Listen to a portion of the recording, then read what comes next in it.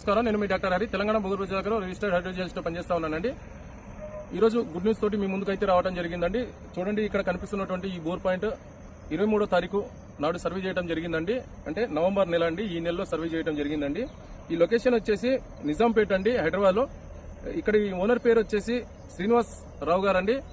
ఇతనికి ఉన్నటువంటి 187 square yard అండి ఈ ల్యాండ్.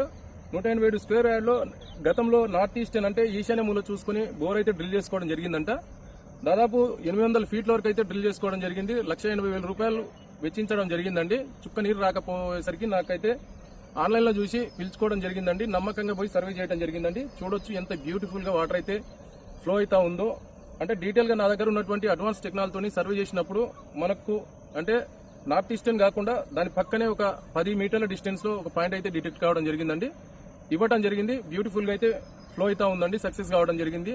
ఇంటి ఓనర్ అయితే చాలా సంతోషంగా ఉన్నాడండి. సో రైతు సోదరులారా, మరియు ఎవరికైతే ఇంటి అవసరాల కోసం వాటర్ కావాల్సిన వాళ్ళు ఉన్నారో వాళ్ళు ఖచ్చితంగా ఒక మంచి జియాలజిస్ట్ ను పిలిపించుకోండి.